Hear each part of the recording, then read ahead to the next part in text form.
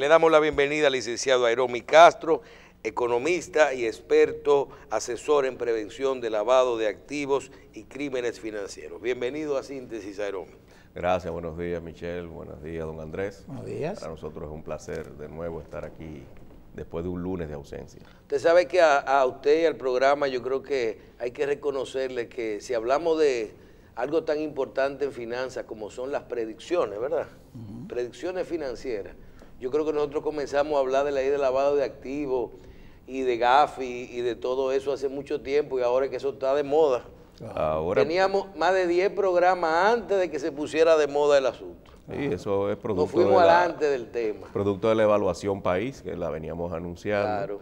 Y ya ha finalizado. Esperamos entonces el informe. Ojalá que esto sea pronto, un par de meses quizás, se emite el informe para fines de revisión. Bien, licenciado, ¿qué pasa? Y vamos a hablar un poquito de eso antes de los temas que usted trae. ¿Qué pasa en República Dominicana que tenemos tantos sectores preocupados con que se implemente la ley de lavado de activos? Es que aquí los sectores están lavando y ahora están preocupados por las consecuencias de esto, o es que realmente puede haber consecuencias de descrecimiento de la economía en algunos sectores si se implementa a cabalidad y con fuerza la ley de lavado de activos. Cada vez que se genera un cambio en cualquier situación, esto genera una reacción, y esto es una ley física. Yo entiendo que lo que pasa es que hay una resistencia al cambio, que es común, y la inclusión del delito fiscal, que es entonces una de las grandes novedades, incluso en los estándares internacionales como delito predicado de lavado de activos. Esto llama la atención y llama no solamente la atención, sino también a preocupación.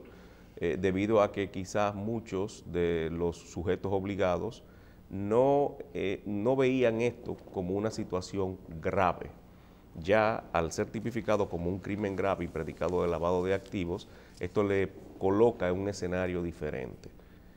Y también con la inclusión, y no solo la inclusión, yo diría que en este caso los sujetos obligados están siendo obligados, valga la redundancia, a cumplir, cuando antes ya eran sujetos obligados. Claro. Es decir, la ley 7202 lo preveía como sujetos obligados, pasa que no se le aplicaba a la ley, es decir, las autoridades competentes correspondientes, debo decir, no aplicaban esa responsabilidad. Ahora sí se le está exigiendo y son sectores que no tienen cultura de cumplimiento, esa es la verdad. En el sector, por ejemplo, bancario, no existe ese problema. No, el sector bancario, ahí hay cultura. Exacto, había una cultura de cumplimiento, no hubo que hacer grandes reformas en virtud de la nueva ley, porque todo ya estaba hecho. Incluso situaciones o indicaciones que no estaban en la ley 7202 eran cumplidas como buenas prácticas por el sector bancario, debido a que se lo exigían sus bancos corresponsales. Y también se lo exigía la superintendencia de bancos como buena práctica, es decir, no lo podía sancionar, ¿verdad? Pero sí se lo exigía como buena práctica y eso denotaba también una buena intención en cumplimiento para las entidades financieras. Es de ahí que viene el gran temor. El rum-rum. Es de ahí que viene y que muchos advierten que esto va a ser un mecanismo de presión para pago de impuestos, para el sometimiento fiscal. Sí, es verdad, porque es predicado de lavado de activos.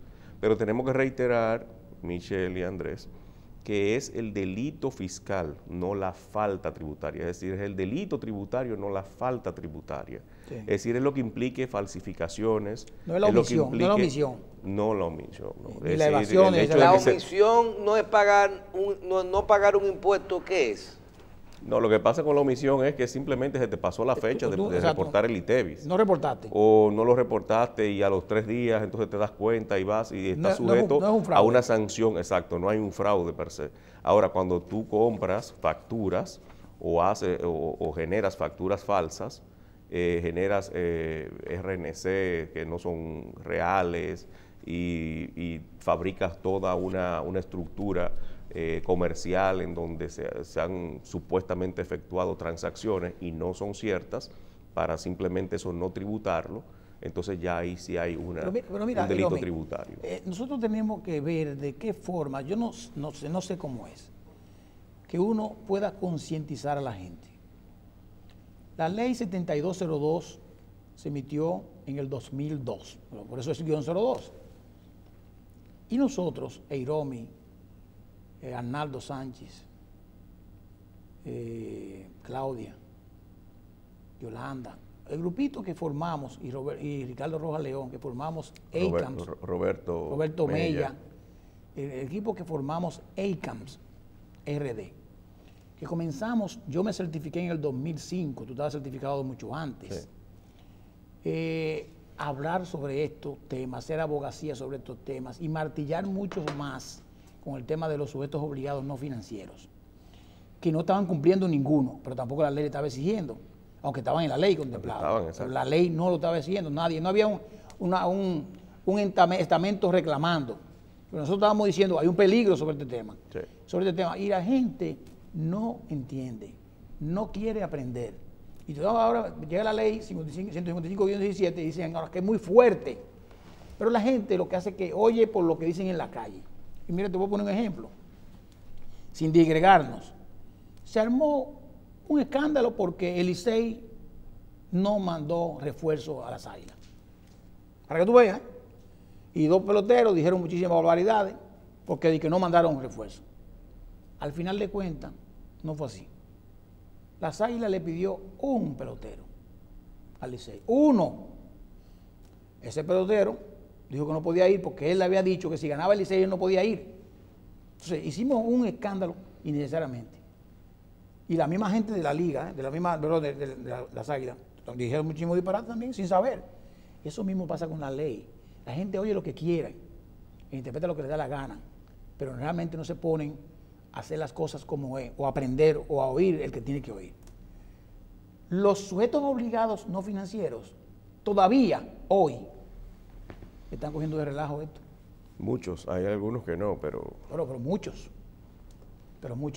Y acabamos de pasar una revisión que decimos que esperemos que nos vaya bien. Vamos a esperar el informe. Sé que las autoridades están haciendo su trabajo y esto va a generar consecuencias y las consecuencias serán sanciones.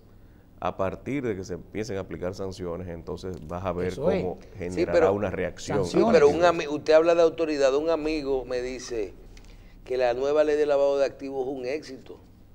Y es un instrumento, por ejemplo, nuevo que tienen adicional, que tiene la DGI, por ejemplo, para recaudar. Pero que eso es si está bien manejada y si la persona la utiliza bien, porque y si esa ley se abusa de ella. No, partimos de la porque institucionalidad. ¿quién determina cuál es la frontera entre el delito tributario y la omisión? La omisión tributaria. No, pero eso está muy claro. Sí, está claro, y el reglamento también. Incluso la misma Dirección General de Impuesto Interno, con las normas que ha emitido, creo que lo ha determinado de una forma muy clara. Normas que acaban de salir ahora, normativas. Sí, hace un par de semanas, o 2 o 3 semanas, son 5 normas para los sujetos obligados que están bajo su supervisión. Un programa para hablar de cada norma. Ojalá, son muy interesantes. Y están focalizadas todas más o menos con los mismos aspectos. La determinación de los oficiales de cumplimiento. Debo decir, si es delito tributario y el proceso o la gestación de fondos no sobrepasa los 700 salarios mínimos, tampoco se considerará crimen predicado de lavado de activos. ¿Cómo es la cosa? Si es delito. Si es delito tributario, hay alguna falsificación o lo que sea, pero no pasa, el monto no pasa de 700 salarios mínimos, no se considerará delito tributario. Predicado de lavado de activos. Pero vea acá, 700 por 10,000, 70 millones de pesos. No. 7 millones. No. 700 por 10 son 70,000. Si el sueldo mínimo son 10,000 pesos, vamos a poner, ¿verdad? Para trabajar redondo. Entonces nada es delito tributario, nada es lavado de activos. No, no, claro que sí. Lo Si que son pasa, 700, pero multiplícale, ponle a 700, ponle... 7 millones. 7 millones. Claro. 7 millones de ¿No pesos. son 70 millones? No, 7 millones de pesos. Qué Son bueno. 7 millones de pesos. ¿A dónde vamos con esto? ¿Son Creo que- 700 o 70? No, 700. Disculpa. 700. Dame ver si he salario calculado mal. 700. 700 salario mínimo por 10,000 pesos. 7 millones. 7 millones. Pues yo- 7 millones de pesos, ¿eh? De peso dominicano. De pesos dominicanos. Esto está estructurado básicamente porque se sabe que hay muchas empresas que son informales. Pero mira, es igual a la exención Exacto, es de la OIPI, 7 de los millones. IPIs. Es lo que se está buscando. O sea, es decir, es coja lógico. hasta los 7. Y no es que coja hasta los 7 porque hay sanciones, ¿eh? Hay sanciones. Lo que no es predicado de lavado de activos. Exacto. Vamos a poner Yo la creo cosa que ahí va clara. Fonsi. Sanciones Yo creo que administrativo. es algo muy Despacito. real, ¿eh? Despacito, Y muy despacito hasta los sincero. 7. Creo que- Devuélvase de 6,5. No, creo que es algo que ha sincerizado el cumplimiento y yo aplaudo esa medida. Tenemos para hoy, como usted nos había solicitado, conversar un poco acerca de la reforma fiscal de los Estados Unidos, Bien. que está previendo la entrada de 2.8 billones de dólares a los Estados Unidos como repatriación de capitales. Estados Unidos es quizás el único país miembro de la OCDE en el que tiene un tipo de impuesto de sociedades a la repatriación de capitales. Pero tanto en lo ascendente como en lo descendente, en función del factor promedio que tienen, que hasta hace poco era 35%. Ahora será 15.5%. No es 8 por... No, eso va a depender. Y esto va a depender también en función del tipo de personas. Para personas jurídicas, como las grandes corporaciones norteamericanas, dado que ellas no estaban incentivadas a repatriar capitales... Apple se llevó 200,000 millones. No, Apple tiene más. Apple va a reingresar 200,000 millones para hacer inversiones en sus plantas y crear aproximadamente, dicen ellos, 200,000 nuevos empleos. Vamos a explicar todo por parte para luego caer en cuáles serían las consecuencias, las posibles consecuencias de esto. Estados Unidos pone esto a un 15%.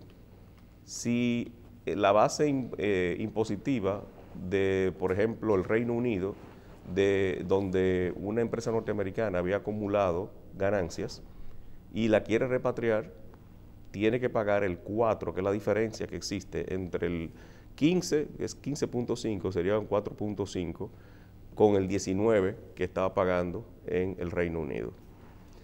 También si es descendente, si es por debajo del 15%, por ejemplo, que sea un 14%, Se lo ponen más barato. no, tiene que pagar el 1%, el 1.85% por la repatriación. Pero antes era 35%.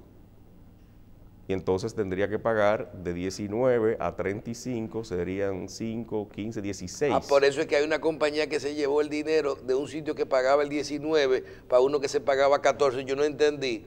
Primero lo llevó a otro país y después lo llevó, era para, Claro, para era pagar para, menos. porque la norma de origen impositiva es la que se toma de base. Entonces, en los paraísos fiscales, donde quizás hay una norma impositiva que es laxa de un 5%, por ejemplo, entonces ya tendría que pagar un 10 cuando llegue a los Estados Unidos, o un 10.5. Muchos están viendo esto como una ventaja para poder sincerizar, ¿verdad?, lo que son sus estados contables y repatriar capitales para invertir.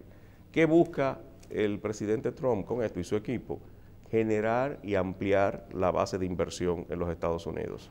Usted me dirá, sí, pero disminuyó los impuestos, por lo tanto dejará de entrar dinero al fisco. Sí, y eso va a ser negativo, por ahí sería negativo en los primeros años, definitivamente. Pero él está apostando un poco al negocio chino, ¿verdad? Al negocio chino de que a partir de la que se amplíe la base de inversión, entonces todo eso generará ingresos fiscales. que van entonces a tapiar ese nicho que ha quedado sin ingresos, pero motorizará la economía y ahí viene otro gran problema. Ahí viene otro gran problema. Ahora mismo, él dice que con esto se va a crear mucho más empleos. En una economía que supuestamente el desempleo está por debajo del 5%. Entonces, ¿qué tú crees? ¿Que no va a haber dónde meter dinero? ¿Exceso de liquidez? Baja la tasa de interés. Puede ser, no, tendrían que subirla un poco para entonces no incentivar tanto la economía, para evitar el sobrecalentamiento, que es donde quería llegar. Puede existir un sobrecalentamiento que no se va a dar de la noche a la mañana, como tampoco la generación de empleo se va a dar de la noche a la mañana. Es decir, eso irá en el mediano plazo, ¿verdad? Porque no es verdad que de golpe y porrazo todo va a suceder. Ahora, sí se va a sentir de golpe y porrazo en el sector fiscal, es decir, en el factor fiscal se va a resentir, porque esto inmediatamente se corta y esos ingresos no van a ser ingresos ya. Esa diferencial no va a ser reportado a los Estados Unidos, no va a ingresar al fisco norteamericano. Por lo tanto, el déficit fiscal va a aumentar. Pero ¿qué importa? A los norteamericanos nunca les ha importado mucho que aumente o que no aumente. Si su economía está motorizada, ellos lo pueden soportar. Y a eso están apostando. Bien.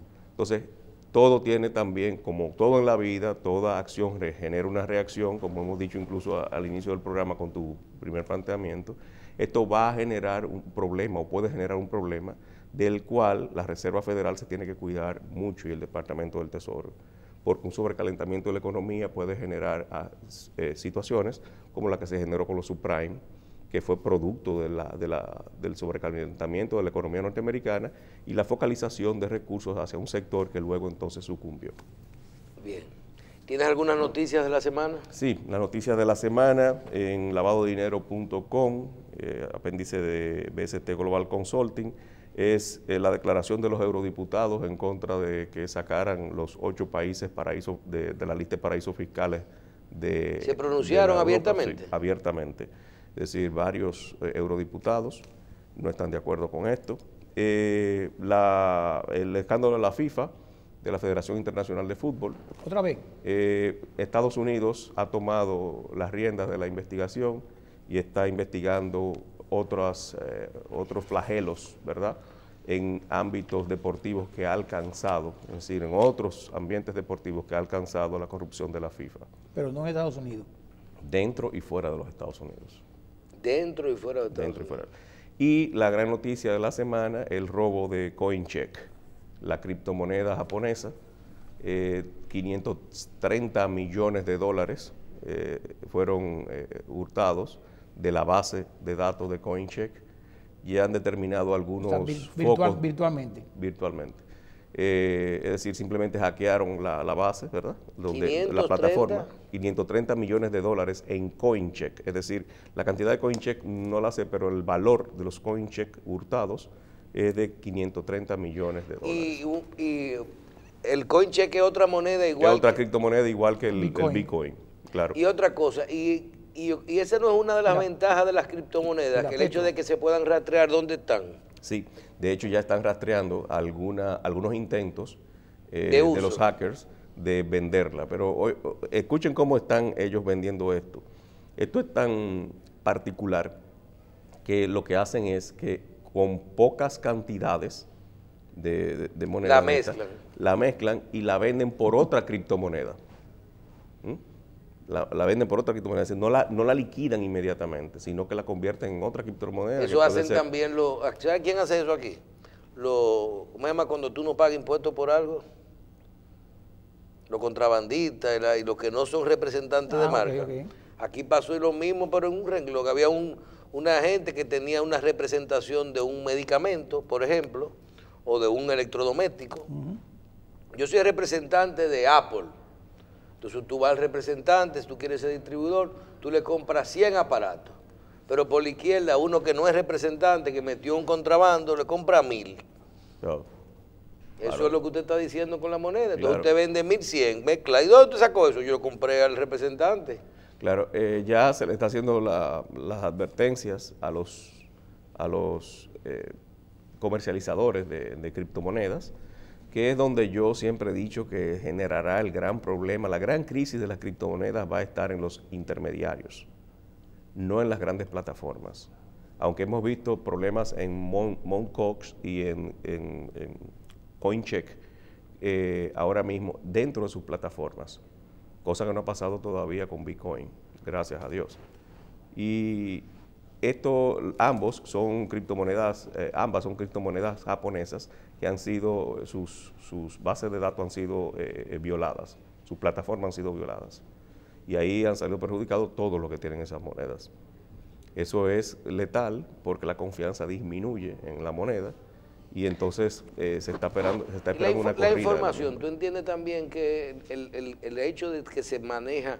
El otro día vimos, por ejemplo, un programa donde un experto, una persona que tiene toda la experiencia del mundo, dijo, es que el Bitcoin es una pirámide. Pirámide no es. Y tú te sientes y dices, no es una pirámide el Bitcoin. Pero es que hay mucha desinformación todavía. Muchísima. Asimismo, como decía Andrés, con relación al cumplimiento de la ley de lavado, yo creo que hay que socializarla. Yo creo que las autoridades deben de venir a los medios de información públicos y masivos a socializar el cumplimiento, porque esto es básico.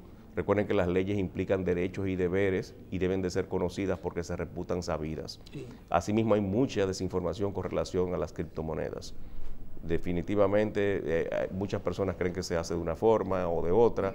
La mayoría de las personas que participan en esto participan vía un comercializador, un gestor, un intermediario. Un broker. Que es un broker, que es donde yo entiendo que debe ser regulada.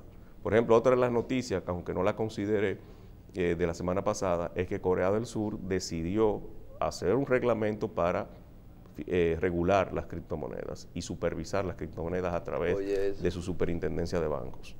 Es decir, tanto Alemania, que ya está en esta postura, Corea del Sur también lo está haciendo. Que creo que es lo mejor, porque el mercado no lo debe de coactar. Si coactas el mercado va a buscar por dónde fluir. ¿Y la criptomoneda de Venezuela, cómo va? No sé cómo va, pero yo sugeriría a cualquier persona no invertir en esto, porque realmente la base de sostenimiento, de valor de esa moneda está en entredicho. De verdad que no lo veo muy claro esto. Bueno, licenciado, gracias. Un placer. Vamos a ver si compramos unos bitcoins.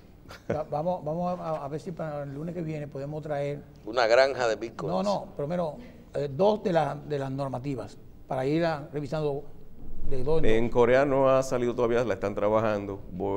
Trataré de conseguir algo. No, yo digo, me refiero a de la DGI. Ah, de la DGI, sí, podemos traerla a 5 y podemos comentarla porque se parecen mucho. Todo va en función de la naturaleza del sector. Entonces podemos traerla con una presentación. Y también se puede ver claro, y también se puede ver esto también un poquito de la norma ahora de los comprobantes fiscales, cómo se vinculan con el lavado de activos. Porque claro. Todo está muy bien estructurado. Muy bien. Bien. Gracias, licenciado. Un placer. Bien. Conversábamos con el licenciado Aeromi Castro sobre prevención de lavado de activos. Vamos a una pausa y regresamos con Quiero ser tu representante.